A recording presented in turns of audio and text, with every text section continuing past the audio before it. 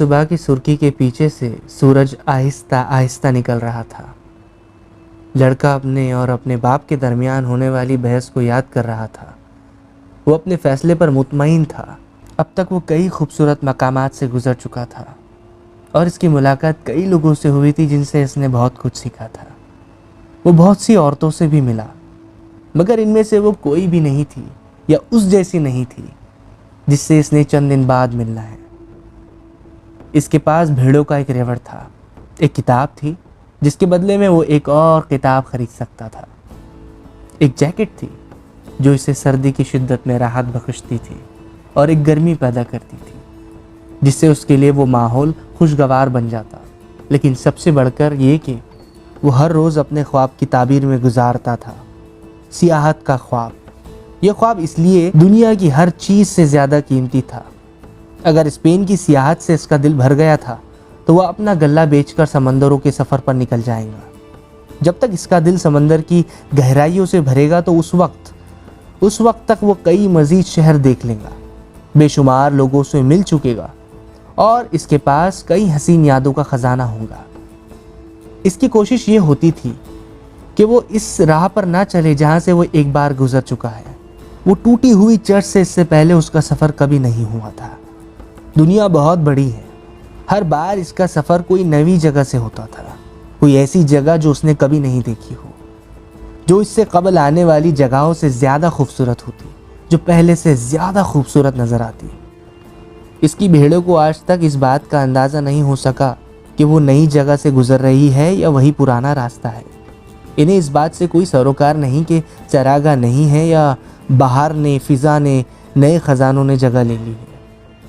इनकी ज़िंदगी का सिर्फ एक ही मकसद है, खाना और पानी, चारा और पानी इनकी ज़िंदगी का हुसूल है।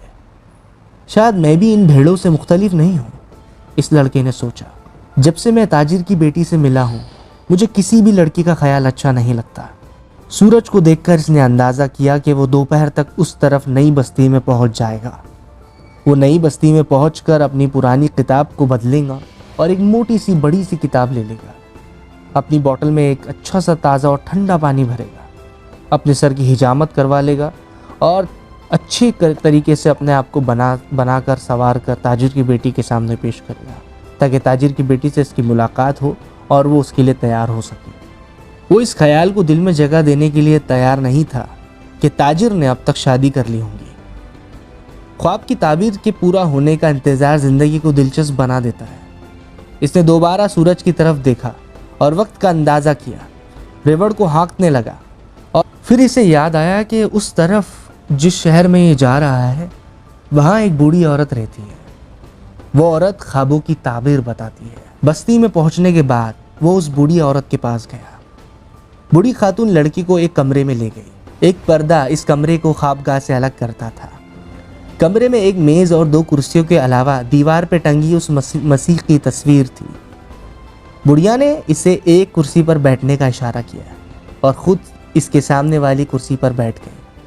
उसने लड़के के दोनों हाथों को अपने हाथों में लेकर आंखें बंद कर ली और कुछ दुआ पढ़ने लगी। लड़के को ऐसे महसूस हुआ जैसे वो खाना बदोशी की मखसूस कोई ख़ास दुआ पढ़ रही है। इसका वास्ता इससे पहले बहुत खाना बदोशों से पढ़ चुका था। खाना बदोश भी अपनी ज़िंदगी सफ़र में गुजारते हैं, मगर इनके पास भेड़ों का रेवड़ नहीं होता। खाना बदोश लोगों को मुख्तलिफ करतब दिखाकर पैसे बटोरते हैं। इनके बारे में कई अफवाहें हैं, जिनमें से कुछ अफवाहें ऐसी फेमस है जैसे वो तस्करी करते हैं। खाना बदोश बच्चों को अगवा करके इनसे भीख मंगवाते हैं। बचपन में इसे खाना बदोशों से बहुत डर लगता था। जैसे ही इस बुढ़िया ने इस लड़के का हाथ पकड़ा, इसे बचपन का खौफ दोबारा लौट आया। लेकिन इस बुढ़िया के घर में मसीह की ये तस्वीर इस बात की अलामत थी कि ये बुढ़िया बुरी औरत नहीं है। इसने अपने आप को तसल्ली देते हुए कहा। वो कोशिश कर रहा था कि इस औरत को अपने कपकपाते हाथों के बारे में पता ना लगे। वो उससे डरता है। उसने अपने अंदरूनी खौफ को महसूस किया। दिलचस्प, बुढ़िया ने अपनी नज़रें लड़के की हथेलियों पे जमाते हुए कहा। लड़का नर्वस होने लगा। इसके हाथ कांपने लगे। इसके हाथों की कपकपाहट का एहसास हो गया। लड़के ने यकदम अपने हाथ छुड़ा लिए। मैं तुम्हारे पास अपना हाथ दिखाने नहीं आया, लड़के ने बुढ़िया को मुखातिब किया। इसे अफसोस हो रहा था कि वो यहाँ क्यों आया।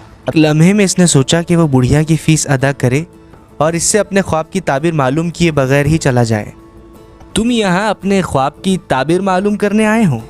बुढ़िया ने कहा। और ख्वाब खुदा का कलाम है। अगर खुदा हमसे हमारी ज़बान में कलाम करे तो मैं इसकी ताबीर बता सकती हूँ, लेकिन अगर खुदा रूह की ज़बान में बात करे तो सिर्फ वही इसका मफहूम जान सकता है जिससे खुदा ने कलाम किया है। अगर तुम मुझसे मशवरा करोगे तो मैं तुमसे फीस बहरहाल लूँगी। एक और करतब, लड़के ने सोचा। फिर भी इसने सोचा कि चांस लिया जाए। चांस लेना तो चरवाहों की पर्सनालिटी में आता है। वो भेड़ों के साथ भी तो चांस लेता है, और चांस लेना तो चरवाहों की जिंदगी को दूसरों की जिंदगी से अलग और बेहतरीन बनाता है। मैंने एक ही ख्वाब दोबारा देखा है, लड़का बोला। मैंने देखा कि मैं चरवागाह में हूं और एक बच्चा आता है और भेड़ों के साथ खेलना शुरू कर देता है। मैं मर्दों को ऐसा नहीं करने देता क्योंकि भेड़ें मर्दों से खौफ ज़्यादा हो जाती है और भागने लगती है, लेकिन वो बच्चा बहुत ही प्यारा नजर आ रहा था। वो उनसे खौफज़दा नहीं थी। वो भेड़ें उसके साथ भी खेल रही थी। मुझे नहीं मालूम कि जानवरों को इंसानों की उम्र का कैसे पता चल जाता है। मुझे अपने ख्वाब के बारे में और बताओ, बुढ़िया बोली। मैंने खाना पकाना है और तुम्हारे पास मेरी फीस के लिए पूरे पैसे भी नहीं हैं, इसलिए मैं तुम्हें ज़्यादा वक्त नहीं दे सकती। समझ रहे हो तुम? बच्चा काफ़ी देर मेरी भेड़ों के साथ खेलता रहा। लड़के ने अपनी बात शुरू की। अचानक बच्चे ने मेरे दोनों हाथों को पकड़कर उछाला। अचानक बच्चे ने मेरे दोनों हाथों को पकड़ा और उछालकर मुझे एहराम मिस्र में फेंक दिया। इसने तवक्कुफ किया। इसने बुढ़िया की तरफ देखा और तवक्कुफ किया ताकि जान सके कि बुढ़िया को एहराम मिस्र का कुछ अंदाज़ा है भी या नहीं। बुढ़िया खामोश रही। फिर एहराम मिस्र के बाद कुछ तो होगा ना, बताओ। इसने अल्फाज एहराम मिस्र ठहर ठहर और खींच खींच कर अदा किया ताकि बुढ़िया समझ सके। बच्चे ने मुझसे कहा, अगर तुम यहाँ आओ तो तुम्हें ख़जाना मिल सकता है, लेकिन जैसे ही वो मुझे ख़जाने की जगह दिखाने लगता मेरी आँख खुल जाती है। बुढ़िया कुछ देर तो खामोश रही। फिर इसने लड़के का हाथ दोबारा अपने हाथ में थाम लिया और इसकी हथौलियों को गौर से देखने लगी। मैं तुमसे अभी कोई फीस नहीं लूंगी। अगर तुम्हें खजाना मिल गया तो तुम मुझे इसका 10वां हिस्सा दोगे। लड़का खुशी से हंसने लगा। खजाना खजाना मिलने की खुशी नहीं, बल्कि बुढ़िया की फीस अदा करने की खुशी। ठीक है, मुझे ख्वाब की ताबीर बताओ, इसने कहा। पहले तुम कसम उठाओ कि जब तुम्हें खजाना मिल गया तो तुम इसका 10वां हिस्सा मुझे दोगे। लड़के ने बिला झिझक कसम खाई कि वो जब भी उस खजाने को पाएगा वो अपना वादा पूरा करेगा। ये ख्वाब खुदा का तुमसे कलाम है, हमारी दुनिया में, हमारी ज़बान में, लेकिन इसकी ताबीर करना मुश्किल है। इसलिए मैं समझती हूँ कि ख़जाने का 10वां हिस्सा लेने का हक़ तो मुझे मिलना ही चाहिए। ताबीर ये है कि तुम एहराम मिस्र पर जाओगे। अगर मैंने इन एहराम मिस्र के बारे में इससे कब्ल नहीं सुना, लेकिन अगर ये तुम्हें इस बच्चे ने बताया है तो फिर ये हकीकत है, क्योंकि बच्चे झूठ नहीं बोलते। एहराम मिस्र पर तुम्हें ख़जाना मिलेगा जो कि तुम्हें दुनिया का अमीर तरीन आदमी बना देगा। लड़के को पहले तो हैरानी हुई और फिर झुंझलाहट होने लगी। इसे सिर्फ ये जानने के लिए बुढ़िया से बात करने की क्या ज़रूरत थी? ये तो वो पहले से ही जानता था। इसकी झुंझलाहट इस ख्याल से दूर हो गई कि बहरहाल इसे कोई फीस अदा नहीं करनी पड़ेगी। मुझे इसके लिए अपना वक्त बर्बाद करने की कोई ज़रूरत नहीं, इसने बुढ़िया को जवाब दिया। मैंने तुमसे कहा था कि तुम्हारा ख्वाब बहुत मुश्किल है। कुछ बहुत ही सादा चीज़ें सबसे मुश्किल होती हैं।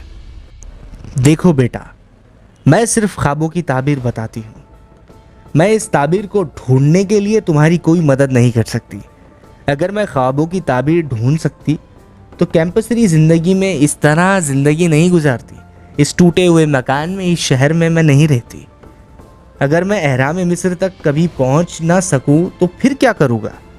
लड़के ने अपने हाथ की उंगलियों को मोड़ते हुए कहा। तो फिर मुझे मेरी फीस नहीं मिलेगी और ऐसा पहली दफ़ा भी नहीं होगा। खातून ने इसके साथ ही लड़के को जाने को कहा, क्योंकि इसने पहले ही खातून का बहुत ज़्यादा वक्त ले लिया था। लड़के को बहुत ही मायूसी हुई। इसने सोचा कि फिर कभी ख्वाबों पर यकीन नहीं करेगा। इसे फौरन याद आया कि इस शहर में इसने बहुत से काम करने थे। वो जल्दी से बाजार की तरफ रवाना हुआ, जहां इसने पहले तो पेट भर खाना खाया, फिर अपनी पुरानी किताब बदल के एक मोटी सी किताब खरीद ली जो कि काफ़ी कहानियां और चुटकुलों से भरी थी। इसने तमाम कामों से फारिग होकर वो एक बेंच पर बैठ गया ताकि बाजार का नज़ारा कर सके। धूप में अभी तक शिद्दत थी, धूप अभी तक बहुत तेज़ और सख्त थी। इसने अपनी बोतल निकाली और पानी पीने लगा। इसने भेड़े शहर के सदर दरवाज यानी सबसे बड़े दरवाजे के करीब ही एक दोस्त के बाड़े में बांधी थी। शहर में और भी कई लोग इसे पहचानते थे और ये भी उन्हें आराम से पहचानता था। सियाहत के बहुत से फ़वाइद हैं, जिनमें से ये है कि लोग आपको जानते हैं।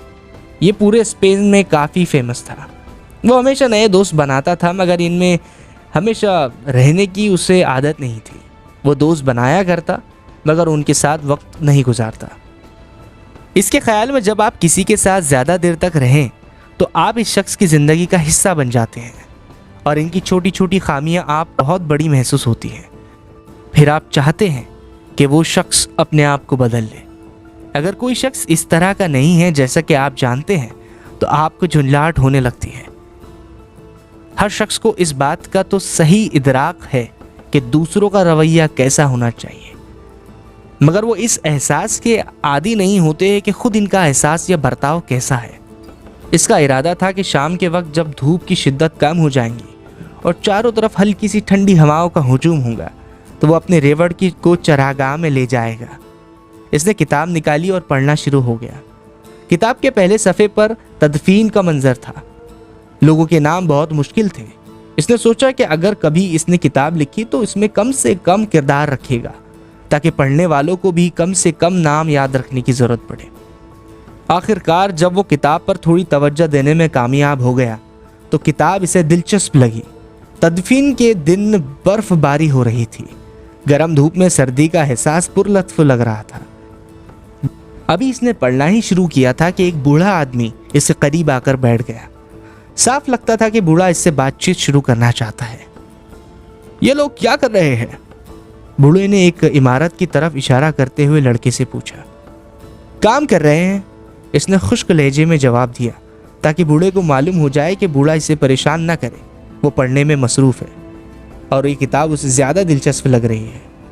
असल में वो सोच रहा था कि इस दफ़ा वो ताजिर की बेटी के सामने भेड़ों की ऊन खुद उतारेगा ताकि वो इस पर बहस कर सकेगी कि मुश्किल से मुश्किल काम इसके लिए बहुत आसान है।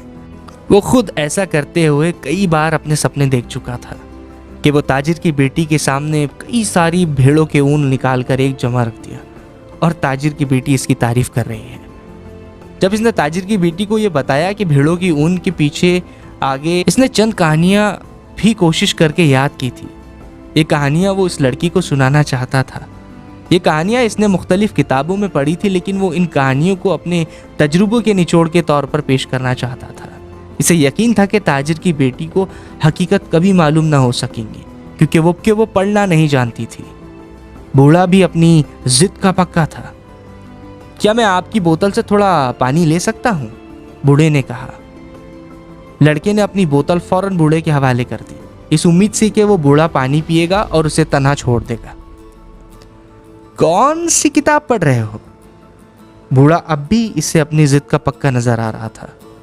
लड़के ने सोचा कि बूढ़े से पीछे छुड़ाने का एक ही वाहिद तरीका है कि इसके बीच से उठकर चला जाए, लेकिन ये इसे तहजीब के खिलाफ लगा। इसकी माँ बाप ने इसकी तबीयत ऐसी नहीं की थी। वो बड़ों का अदब करना जानता था। इसने अपनी पढ़ती हुई किताब को लपटा और बूढ़े के सामने रख दिया। अव्वल तो खुद इस किताब के नाम का तलफ़ुज़ सही तरह से मालूम नहीं था और फिर इस ख्याल था कि अगर बूढ़ा पढ़ना नहीं आता तो वो खुद शर्मिंदगी से बेंच से उठेगा और चला जाएगा। हाँ? बूढ़ा किताब का बगैर मुशाहिदा करते हुए बोला। यह अच्छी किताब है मगर बहुत ही खुश्क, बहुत ही नरम किताब है। लड़के को झटका लगा। बूढ़ा ना सिर्फ पढ़ना जानता था बल्कि इससे पहले ही उसने एक किताब पढ़ चुकी थी।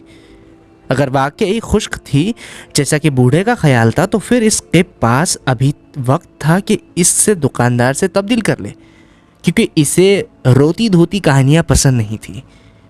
वो इसका मौजू भी वही है जो कि दुनिया के तकरीबन तमाम किताबों का है। बूढ़े ने अपनी बात जारी रखते हुए कहा, यह किताब इस बात की वजाहत करती है कि इंसान अपने मंजिल का इंतखाब कैसे करता है, और इसका आगाज़ इस किताब से होता है कि हर इंसान दुनिया के सबसे बड़े झूठ पर यकीन रखता है। और दुनिया का सबसे बड़ा झूठ क्या है?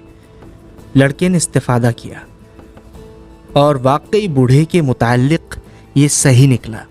दुनिया का सबसे बड़ा झूठ ये है कि हर शख्स की ज़िंदगी में एक लम्हा ऐसा आता है जब वो अपने हालात पर काबू रख बैठता है और वो अपने तमाम हालत पर होने वाले ख़यालात पर काबू खो बैठता है, और इससे इसकी ज़िंदगी पर कुदरत का कंट्रोल होता है।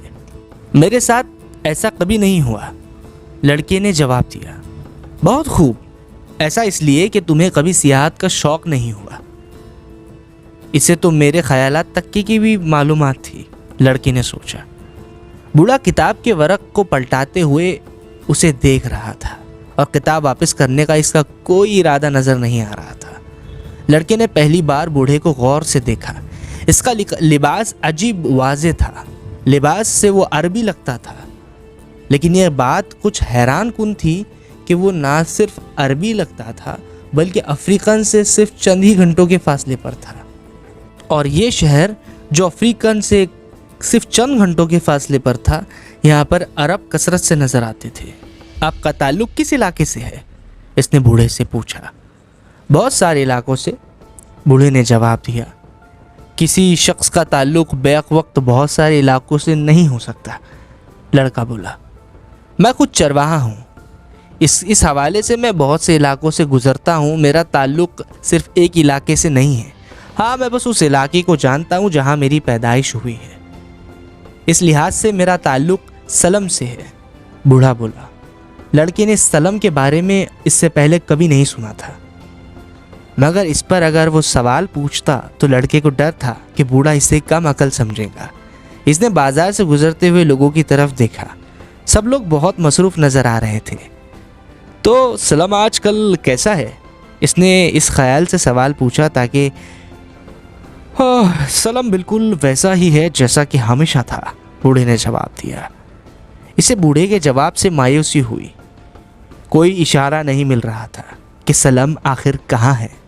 तो इसे मालूम था कि सलम कोई आसपास रहने वाला शहर नहीं है, वरना इसने इसका नाम ज़रूर सुना होता।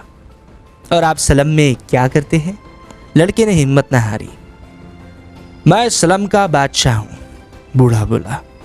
लोग पता नहीं क्यों अजीब व गरीब बातें करते हैं, लड़के ने सोचा। इसे तो भेड़ों के साथ रहना ही अच्छा लगता है, क्योंकि कम से कम वो कुछ बक तो नहीं रही है, वो खामोश ही रहती है।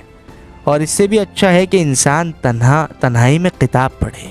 अगर आप लोगों की तरफ मुतवज्जा हो तो वो नाकाबिल यकीन किस्से कहानियाँ सुनाते हैं, और इनसे गुफ्तगू करे तो ऐसी वो गरीब बातें सुनाते हैं कि आपके कान फट कर रह जाए। मेरा नाम मिल्ली सिद्दीक है, बूढ़े ने सकूत को तोड़ा। तुम्हारे पास कितनी भेड़ें हैं? काफ़ी है, लड़के ने जवाब दिया। इसने महसूस किया कि बूढ़ा इसकी ज़िंदगी के बारे में जानने में दिलचस्पी रखता है। फिर तो इससे मसला है। अगर तुम्हारा ख्याल है कि तुम्हारे पास काफ़ी भेड़ें हैं, तब तो मैं तुम्हारी मदद कर सकता हूँ, बूढ़ा बोला। लड़के को झुंझलाहट हो रही थी। इसे ये समझ नहीं आ रहा था कि इसने बूढ़े से कब मदद मांगी, बल्कि बूढ़ा इसके करीब आया, पानी मांगा और बेवजह ही बस गुफ्तगू कर रहा है। मेरी किताब वापस कर दीजिए, लड़की ने फौरन कहा। मैं अपनी भेड़ों को इकट्ठा करना और बहुत दूर जाना चाहता हूँ।